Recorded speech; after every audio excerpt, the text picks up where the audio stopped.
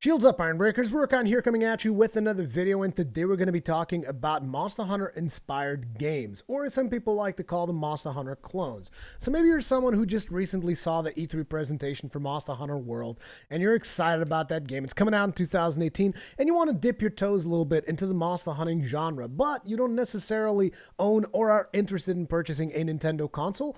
Or maybe you're a Monster Hunter veteran who is looking to take a break from Monster Hunter to recharge his energies before you actually dip headfirst into Monster Hunter World, and you want to check out some of the other offerings on the monster hunting genre. This video is for you. In this video, I will share with you guys my personal top picks of Monster Hunter inspired games.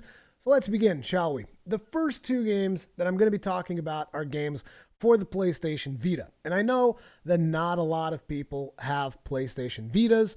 And maybe you're thinking, maybe I'll actually like to play some of these games that you're talking about, but the Vita's too expensive or something like that. I just like to let you guys know that as well as PlayStation Vita, these two first games that I'm going to be talking about can also be played in the PlayStation TV, even though, it's not as cheap as I would like. I mean, I think PlayStation TV right now is going for $60, but maybe you can get a better deal at, an actual retail store or something. I don't know. I'm just trying to give you guys some options here because I know that the Vita is not a widely available platform. Anyway, let's get started. First game, Soul Sacrifice, which in my opinion is the best game on the PlayStation Vita. Obviously, I'm talking about Soul Sacrifice Delta, which is the ultimate version of Soul Sacrifice. If you own a Vita or a PlayStation TV, in my opinion, you should definitely play this game, even if maybe you're not a Monster Hunter type game fan, because this game kind of makes its own place in the list, despite me considering it being somewhat Monster Hunter inspired. I believe that this game deserves its spot as just a really good game. So the big thing about Soul Sacrifice, in my opinion, is the story, and not just the story, but the stories, because there's background stories for the most basic of monsters in that game. Just the minions even, they have a background story, which is usually pretty impressive, and it makes sense to justify why that creature looks the way that it looks. And they have impressive details in these stories. And as you read stories of potentially actual bosses, you will learn their weaknesses while at the same time learning their motivations, why they are the way they are. And again, the attention to detail when it comes to those stories is just impressive. This game has the best stories that I've experienced in any video game ever. And that is saying a lot. Now, beyond just the stories itself, the gameplay is also very satisfying.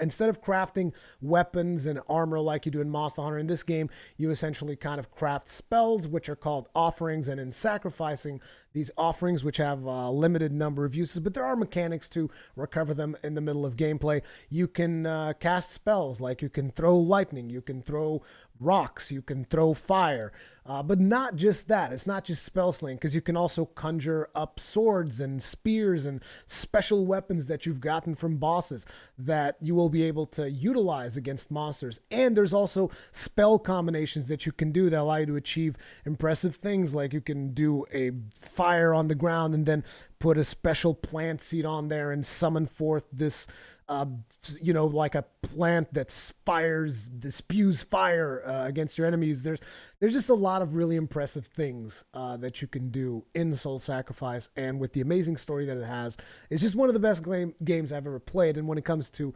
Monster Hunter inspired games, it just straight up takes the top of my list and always will. So yeah, Soul Sacrifice, highly recommended by me.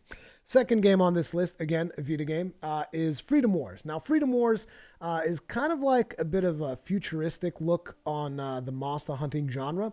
And one of the things that it brings with it is it allows you to switch between melee and ranged weapons on the fly.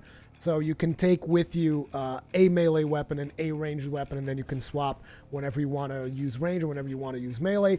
And on top of that, it also uses a grappling hook to great effect. It allows you to do quite a few things with this grappling hook that is actually called a thorn, if I'm not mistaken. It's been a while since I've played Freedom Wars, and in my opinion, I've never really played enough. I kind of want to live stream Freedom Wars for you guys, because I've never really delved too deep into it. It also has an interesting backstory where your character is suffering this imprisonment for 1,000,000 years, and you kind of have to work off your sentence to reduce the number of years so that your character can be free.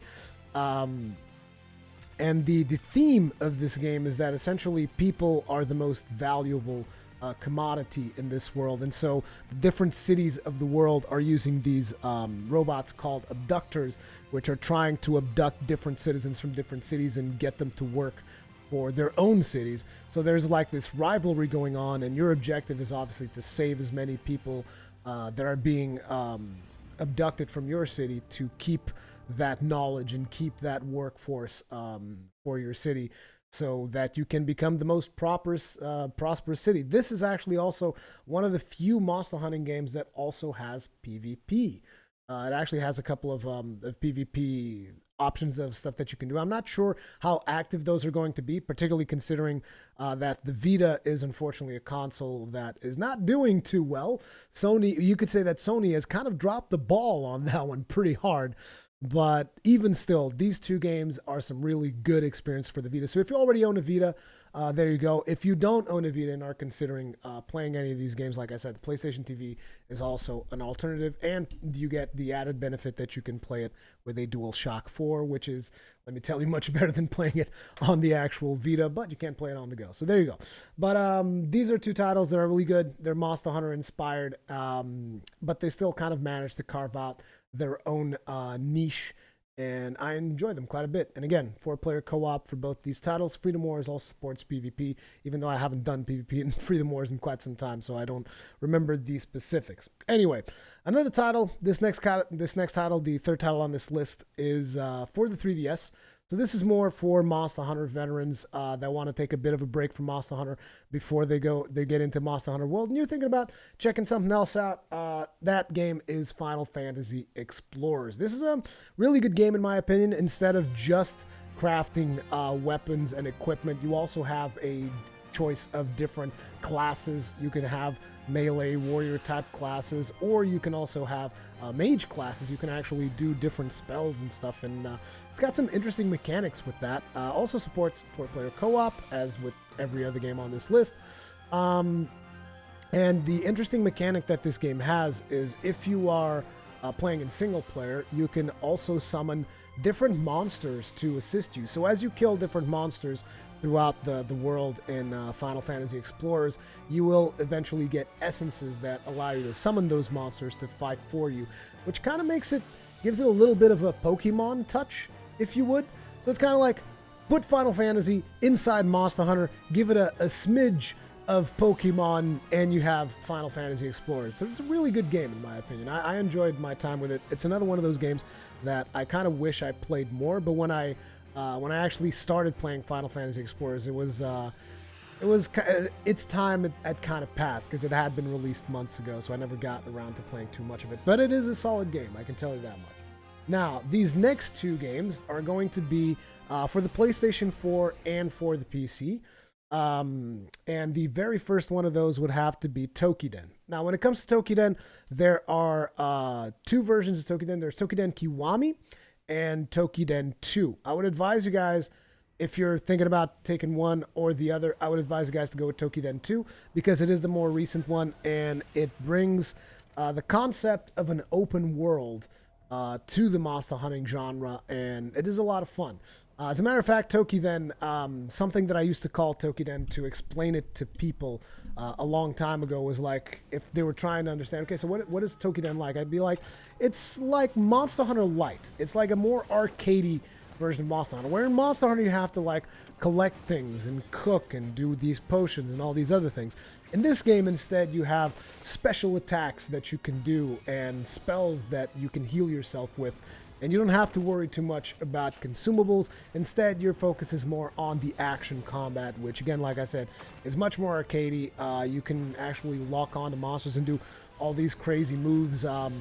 Depending on weapons that you're using, you can also grapple onto monsters and jump on top of them and just stay in the air. And there's a lot of aerial combos. There's also ranged weapons. I actually prefer some of the ranged weapons on this game because I don't usually get too much in ranged weapons when it comes to Monster Hunter because you have to craft your own ammunition and there's all this other aspect of it. In Toukiden, that aspect is much more simplified, which I actually enjoyed quite a bit because I actually played ranged in Toukiden. You also have, once again, elemental affinities, all that kind of stuff. You have 4-player co-op, even though 4-player co-op is not for the open world. It's just like for separate missions, very much like in the vein of Monster Hunter.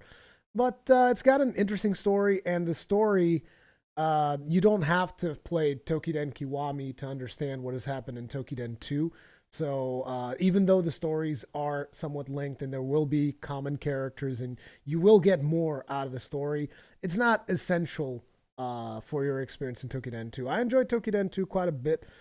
There's a lot of coverage of that on the channel if you want to check it out. All the games that I'm talking about, by the way, have coverage on the channel. So this one, like I said, available for both the PlayStation 4 and the PC, which are also platforms where Monster Hunter World will be releasing. Now, the next title is God Eater, and just like Toukiden, there's also two versions of this game. There's God Eater Resurrection and God Eater 2. Now, if I would have to recommend, once again, I would recommend the second one. I'm not too sure about which one of the stories is better, but the second one has, it felt more intuitive when I played it, so it's probably easier to get into. And how would I describe God Eater when compared to Monster Hunter? Well, in God Eater, you also have a mechanic that allows you to transform your weapons from melee into ranged. Differences, you actually have to use melee to eventually achieve ranged, and then when you get to ranged, usually you'll have different options of bullets that have special effects and all kinds of crazy things. Your weapons are also essentially living things that can eat parts off of monsters, and that will like buff you in different ways. And when it comes to story, God Eater also has a really good story in my opinion, even though again I haven't played too much. I've liked what I've played of that story so far. But the cool thing about God Eater is that unlike other Monster Hunter inspired games, which usually when you go to the co-op mode, as a matter of fact, as Monster Hunter itself, when you go to the co-op mode, it is a separate mode from like your single player campaign. In God Eater, you can play the single player campaign from start to finish with 4 other people. And that is really cool. Everyone can see the cinematics and all that stuff, and there's some cool anime. It's an anime story though, so bear that in mind. But there's some really cool stuff in there. I really enjoy God Eater. It's just the reason why it's so low on this list is because I feel that mechanically and from a gameplay standpoint, the other games are superior to it. That doesn't mean God Eater is a bad game. It just means that I prefer the mechanics on the other games. There might be people that prefer the mechanics on God Eater. It's a personal preference kind of thing. But yeah, God Eater, also a little bit more arcadey than Monster Hunter, but still pretty solid title in my opinion. And those are the titles that are currently out that I would advise you guys to check out if you want to see some of the Monster Hunter clones or Monster Hunter inspired games that are available to you right now. But I do have one more title that I want to talk about. That one's not coming out yet, but I will be checking it out. I mean, that one is coming out. It's not out yet, but I will be checking it out as soon as I have access to it, and that game is Dauntless. That game is coming out with the Founders Alpha, whatever, on the 18th of August, and that I feel that is a PC exclusive at this time. I'm not sure if they're considering eventually bringing it to the consoles or not. But that is a title that I would advise you guys to check out and see more coverage on when it gets released, because it's looking really interesting. And when it comes to monster hunting in that game, it's actually, out of all the games that I've talked about today, it might be the closest one to the Monster Hunter experience. My one concern with that game, like I've mentioned in the past, is the fact that it's free to play. I have a lot of discussion about Dauntless in the channel at this point, so you guys might want to check that out if you're curious. But that is going to be it. Thank you very much for watching this video. Let me know in the comment section which one of these games, if you've played any, which one of them is your favorite. If not, which one is your favorite Monster Hunter inspired game. If you enjoyed this video, hit that like button. And if you're new, subscribe so that you're always notified when I upload the next video or whenever I'm live streaming. Thank you very much for watching, and I'll see you in the next one.